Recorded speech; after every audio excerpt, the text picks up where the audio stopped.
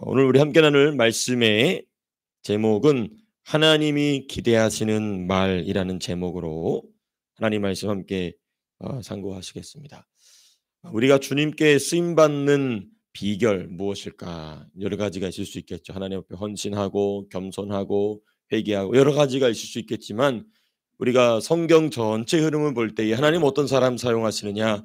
하나님이 하시고 싶어 하시는 말씀을 대신 말해 드리는 사람, 그 말을 전해주는 사람. 이 사람 하나님이 사랑하시고 하나님이 그 사람을 사용하시기를 원하시는 것입니다. 그 사람을 중심으로 역사를 이끌어 가시기를 원하시는 것입니다. 그래서 우리가 말씀을 깊이 연구하는 이유는 우리의 자아가 깨지는 것도 그렇고 하나님과 더 가까워지는 것도 있고 그렇지만은 또 다른 중요한 이유는 뭐냐? 하나님이 나를 통하여 하시고 싶어 하시는 말씀. 왜냐하면 하나님이 나를 통하여 누군가에게 말씀을 전하고 싶어 하시거든요. 그 하나님 마음인데 그 말을 네가 내 대신에 해주었으면 좋겠다 하는 것이 우리 주님의 마음인 것입니다. 우리가 그 주님의 마음을 깊이 공감하는 것도 중요하지만 주님의 말씀의 내용이 구체적으로 무엇인가를 살펴보는 것도 중요하기 때문에 우리가 이렇게 밤낮으로 하나님 말씀을 붙잡고 씨름하는 것이죠. 그래서 우리가 이 말씀을 통하여서 오늘도 주님이 우리에게 기대하시는 말, 주님께 드리기를 원하는 말 그리고 주님이 누군가에게 내가 해주기를 바라시는 말, 그 말씀이 우리의 심령 가운데 임하는 귀한 시간 되기를 주님의 이름으로 축복합니다. 우리가 본문을 몇 부분으로 좀 나눠서 좀 살펴보시겠습니다. 먼저는 21절에서부터 25절까지 첫 번째 부분이고 두 번째 부분은 이제 26절에서부터 30절까지 두 번째 부분입니다. 그리고 이제 마지막 부분은 31절에서부터 37절까지 크게 세 부분으로 우리가 말씀을 구분해 놓고 좀 살펴보고자 합니다. 먼저 21절에서부터 25절까지는 무슨 말씀인가? 어느 누구도 하나님 앞에서 악을 숨길 수 없다라는 얘기가 계속해서 진행이 됩니다. 그러니까 우리가 새 친구들도 이와 같은 주장을 했었던 것을 우리가 기억합니다. 그러므로 하나님 앞에서 죄악을 숨길 수 없으니 욥 당신은 이 고난의 원인이 된 죄를 하나님 앞에 낱낱이 고백해라 라고 새 친구들이 얘기했어요. 근데 이 엘리후도 유사한 이야기를 하지만 엘리후는 추측에 관련한 부분은 전혀 이야기하지 않습니다. 우리가 20절까지 살펴봤던 것처럼 엘리후는 욥의 잘못이 무엇인지를 욥의 발언 속에서 분명히 꺼내내서 이야기합니다. 그렇죠? 명확히 드러낸 뒤에 하나님 앞에서 무죄한 사람은 없다라는 얘기를 하니까 욥도 그 말에 무릎 꿇을 수밖에 없는 것이죠. 그 말을 인정하지 않을 수가 없는 것이죠. 왜? 자기가 한 말에 담겨 있는 모순이 너무나도 크다라는 것을 이 엘리후의 몇 마디 말을 통하여서 드러났기 때문에 회개할 수밖에 없는 것이죠. 그 죄를 숨길 수가 없게 되는 것입니다. 욥이 숨겼던 것은 아니죠. 본인이 인지를 못하고 있었을 뿐이지만 하나님 앞에서 자기를 숨길 수 없다는 이 엘리후의 말 22절에 보시면 더 자세하게 나왔는데 행악자는 숨을 만한 흑암이나 사망의 그늘이 없느니라. 이 발언은요 사실 욥의 말과 매우 유사한 말입니다. 사실은 아마도 우리가 20절까지 어제 본문에서 살펴봤던 것처럼 엘리후가 탁월한 기억력으로 욥이 어떠한 말을 했는지를 인용하는 것을 봤을 때 이것은 제 개인적인 추측입니다만은 이 22절도 역시 욥이 했던 말을 이 기억하고선 인용한 것이 아닌가 살펴보게 됩니다. 왜냐하면 어디에 말을 인용한 것이냐면 욥기 제 12장입니다. 12장 22절 말씀 한번 찾아보시겠습니까? 가능하시다면 욥기 제 12장 욥기 제 12장 22절 말씀 우리 같이 한번 찾으셨으면 22절 말씀 같이 한번 읽어보겠습니다. 시작. 어두운 가운데서 은밀한 것을 드러내시며 죽음의 그늘을 광명한 대로 나오게 하시며. 이게 누구의 말이면 욥의 말입니다. 그러니까 욥이 했던 말을 그대로 적용해서 그대로 인용해서 그 모든 죄는 하나님 앞에서 숨길 수가 없다라는 얘기를 지금 엘리후가 인용하고 있는 것은 아닌가. 저는 좀 합리적 이 추측을 의심을 좀 해보는 추측을 해보는 것이죠. 이 사실 이 욥이 이 이야기를 할 때는 이 12장 22절의 이 이야기는 뭐냐면 하나님께서 모든 악한 권세의 숨겨진 계획을 모두 다 드러내신다는 의미로서 이 말을 했던 게 이 12장 22절의 내용입니다. 그러니까 그런 맥락에서 볼 때 욥 당신은 당신도 모르는 죄악이 이렇게 숨겨져 있지 않았었느냐라고 이야기하고 있는 부분이 바로 이 34장 22절인 것입니다. 공교롭게 같은 또 22절인데요. 욥기 34장 21절 행악자는 숨을 만한 흑암이나 사망의 그늘이 없느니라라는 이 말은 곧 이 욥이 본인이 했던 말과 매우 유사한 말을 엘리후가 입에서 하는 것을 보며 깜짝 놀랐을 것입니다. 그러니까 욥이 이와 이 말과 같은 엘리후를 이 말과 같이 엘리후를 통하여 욥도 모르고 있던 이거 숨겨진 것이 지금 드러나고 있는 것입니다. 자기의 말처럼 하나님께서는 그 숨겨진 그 어둠의 권세에 숨겨진 것을 밝은 대로 드러나게 하시느니라 라는 말을 본인이 했는데 그 말을 지금 받아서 누가 자기에게 실현하고 있냐면 엘리후가 지금 하고 있는 것입니다. 욥이 미처 발견하지 못했던 본인의 흑암을 지금 밝은 곳으로 꺼내놓고 있죠. 이게 지금 이제 엘리후가 하고 있는 말입니다. 여러분 우리가 바로 이게 무엇이냐? 주님이 우리의 입술을 통하여 하시고 싶어 하시는 말을 할 때 나타나는 현상입니다. 감추어졌던 어둠의 권세의 세력이 드러납니다. 밝히 드러나게 되죠.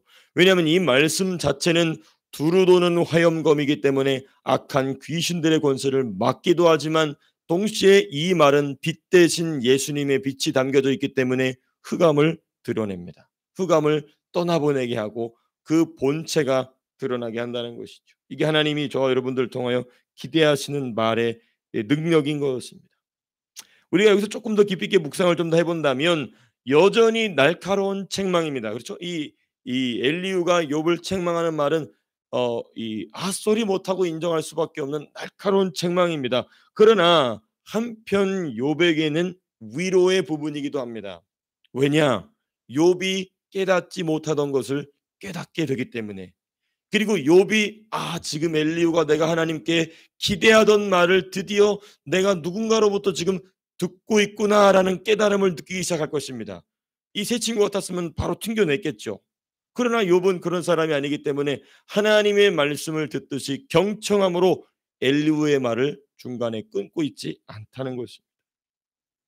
더 나아가 하나님이 욥의 이런 잘못된 부분을 보시고도 멸하지 않으셨다라는 안도감, 그 안도감, 하나님의 말씀을 듣고 책망을 듣는데 책망을 받으면서 기분이 나쁜 게 아니라 하나님이 나를 살려주시려고 회개의 기회를 주시는구나라는 것이죠.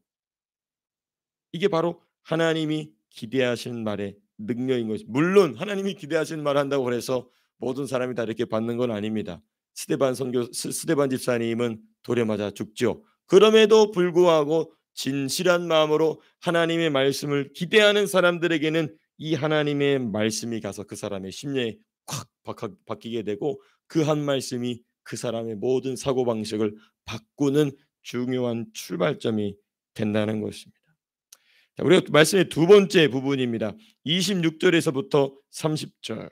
여기서는 이제 엘리후가 무슨 말을 하냐면 악인을 멸망시키는 하나님에 대한 내용이 나옵니다. 하나님이 왜 악인을 멸망시키시는가? 보시면 26절 이렇게 돼 있죠. 그들을 악한 자로 여겨 사람의 눈앞에서 치심은 이런 이유가 있다. 이제 그 27절 하나, 28절 하나입니다. 두 가지 이유가 나와요. 하나님이 악인을 징계하시는 이유는 무엇인가? 첫 번째 27절이라고 하는데 27절 맨 마지막에 이렇게 되어 있습니다. 그의 모든 길을 하나님의 모든 길을 깨달아 알지 못함이라라고 되어 있어요. 이 악행에 대한 징계이기도 하지만은 하나님께서 왜 악한 자를 징계하시고 책망하시고 하나님께서 이 다스리시느냐 벌로서 다스리시느냐 이 악행 자체에 대한 징계도 중요하지만은 하나님이 보다도 본질적인 엘리후가 보다도 본질적인 이야기를 합니다. 사실 악행은 결과죠. 악행은 결과입니다. 이 악행을 만들어내는 원인이 뭐냐?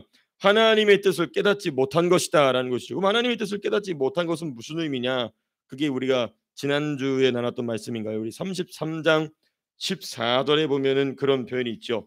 33장 14절 하나님은 한 번 말씀하시고 다시 말씀하시되 사람은 무엇이 없도다 관심이 없도다 이 말입니다. 이 맥락 안에서의 말이 깨닫지 못한다라는 얘기예요. 예. 그러니까 지금 하나님의 뜻에 관심이 없음으로 깨닫지 못하는 것이죠. 제가 참 너무 감사한 것은 우리 교회가 비록 이 작은 교회지만은 우리 성도님들 한 분 한 분 한 분이 말씀에 깊은 관심을 가진 분들이라는 거예요. 내가 말씀을 알고 싶어 한다는 그 깊은 관심을 가지신 분들이 이 개척에 함께 해주셔 저는 너무나 행복합니다. 심지어 우리 이번 주에도 우리 태아하고 민준이가 이 리드컴에서 어떻게 헤매다가 마지막에 태아가 저한테 전화를 했어요. 목사님 교회로 가도 돼요? 와도 되지. 그럼 교회를 어떻게 가야 돼요? 저한테 물어보는 거예요. 그래서 어떻게 오면 된다 이제 얘기를 해줬는데 이제 어쨌든 제가 이 파라마타까지 오라고 그러고 제가 픽업을 하고 이제 오는 길에 태아가 오는 그 짤막한 20분 동안에도 태아는 하나님 말씀에 대한 궁금함이 있어서 저한테만 물어보는 거예요. 야 너무 고마운 거 있죠. 너무 감사한 거 있지 않습니까? 이 아이들도 하나님 말씀에 관심이 있는 아이들로 우리 교회를 세우게 하셨구나. 하나님께서는 이렇게 말씀에 관심 있는 자들에게는 언젠가는 반드시 이것을 깨닫게 해주십니다. 근데 지금 하나님의 뜻을 깨닫지 못했다는 것은 관심이 없다는 거예요. 하나님 말씀에 관심이 없으니까 하나님께서 하나님이 말씀을 여러 번 주셨으나 그것을 깨닫지 못하게 된다는 것입니다. 그러므로 우리가 하나님 말씀을 들을 기회를 주실 때 즉각 반응하는 자는 용서를 넘어서 큰 축복을 주신다는 것입니다. 이게 하나님의 풍성하심입니다. 풍성하심. 하나님의 풍성하심이죠. 그런데 이 악한 자들이 하나님 앞에서 징계를 받는 이유는 무엇인가? 하나님의 모든 길을 깨달을 만한 기회를 주셨다는 거예요. 그렇죠? 그를 떠나고 그의 모든 길을 깨달아 알지 못한다는 것은 중요한 전제를 가지고 있습니다. 하나님의 말씀을 깨달아 알 만한 기회가 있었다는 거예요. 근데 그걸 버렸다는 것이죠. 무관심함으로 자기 눈에 더 좋아 보이는 것이 있었기 때문에 그걸 버리고 갔다는 것입니다. 그래서 그를 떠나고라는 말이 있죠. 그들이 하나님을 떠나고라고 돼 있다는 것이죠. 하나님과 붙어있던 자인데 하나님을 떠났다는 것입니다. 그러므로 그 악한 자들이 하나님 앞에 징계를 받았다는 것이죠. 그다음 두 번째 하나님께서 이 악한 자들을 징계하시고 책망하시는 중요한 두 번째 이유가 무엇인가? 가난한 자의 부르짖음이 그에게 상달하며 빈궁한 사람의 부르짖음이 그에게 들리게 한다는 거예요. 누구 때문에? 이 악한 자 때문에. 그러니까 하나님께서 이 악한 자들을 책망하시고 엄히 징계하시는 중요한 이유 중에 하나가 뭐냐? 하나님이 사랑하시는 가난한 자들, 빈궁한 자들의 부르짖음을 들으셨기 때문입니다. 이 말씀을 이제 너무 이제 경제적으로만 얘기하다 보면은 사회주의적 기독교 해석관이 성경 해석관이 됩니다. 저는 그런 거 아닙니다. 하나님께서 물론 가난하고 빈궁한 자의 부르짖음을 들으십니다. 근데 이것을 우리가 이중적 의미인 것이죠. 진짜 말 그대로 정말 가난하고 빈궁한 자의 부르짖음도 들으시지만 예수님이 무슨 말씀하셨습니까? 심령이 어떤 자는 심령이 가난한 자는 복이 있나니. 그러니까 이게 그게 이 하나님의 예수님의 말씀이 이제 쭉 나오는 그 말씀이 첫 번째 뭐냐면 심령이 가난한 자라고 그랬어요. 물론 물질이 없어 가난한 자도 하나님께 부르짖으면 들으시지만 더 중요한 건 성경이 말하는 가난한 자, 성경이 말하는 빈궁한 자의 본질적 의미는 뭐냐? 하나님을 향한 하나님을 향한 가난한 마음을 가진 자예요. 육신적으로는 부유할 수 있죠. 그러나 겸손히 마음을 낮춰서 나는 언제나 하나님이 필요합니다 하는 가난한 마음을 가진 사람. 그러한 자의 부르짖음을 들으시기 때문에 악한 자를 하나님께서는 이 징계하신다는 것입니다. 왜냐? 가난한 자, 빈궁한 자는 하나님의 말씀을 깨닫지 못한 악인의 악행에 시달리는 인물들입니다.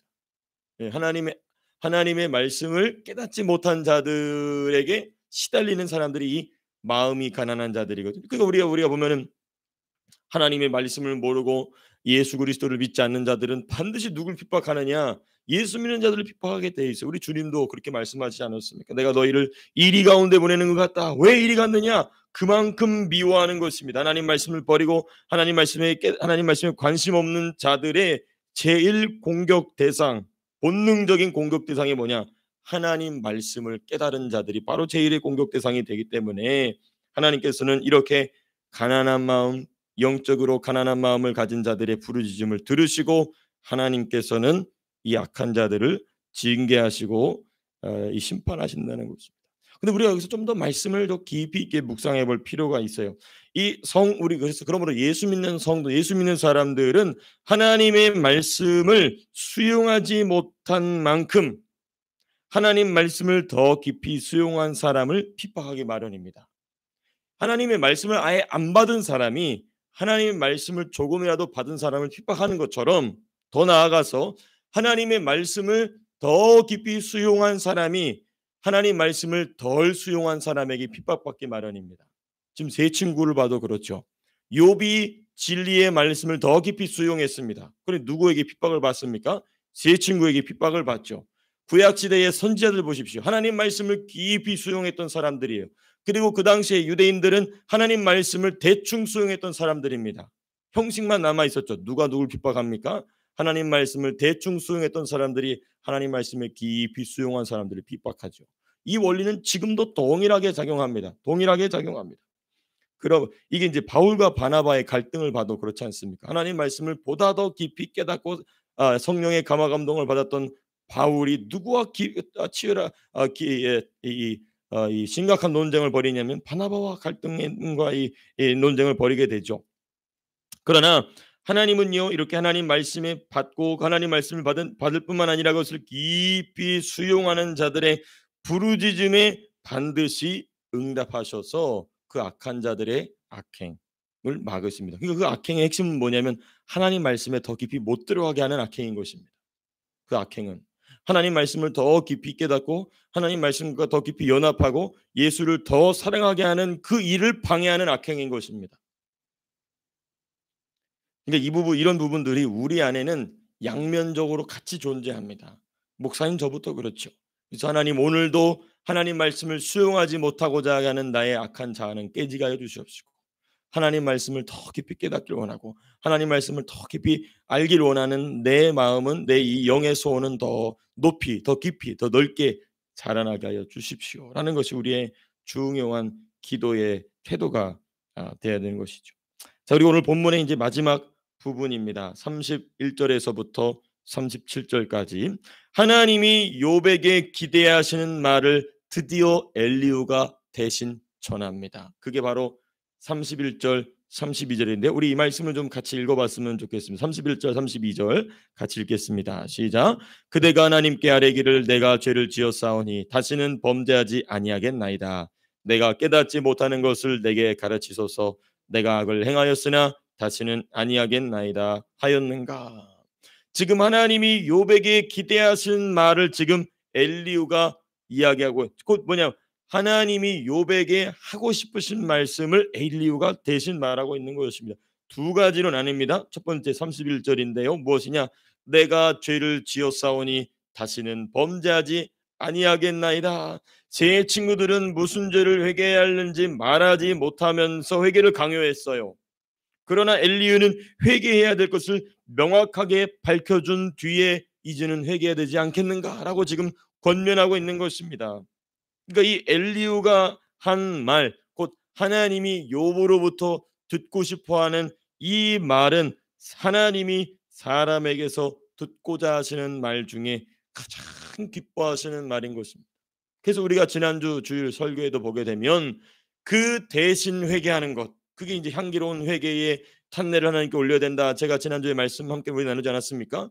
그게 하나님이 가장 기뻐하시는 말이에요. 그 사람이 그 말씀을 하나님께 회개로 드려야 되는데 그 사람이 아직 깨닫지 못함으로, 아직 때가 되지 못함으로, 아직 완고함으로 그 말씀을 하나님께 드리지 못할 때에 내가 대신해서 회개함으로 하나님이 기뻐하시는 말씀을 드릴 때에 주께서 그 사람을 불쌍히 여기시는 역사가 일어나게 된다는 것입니다.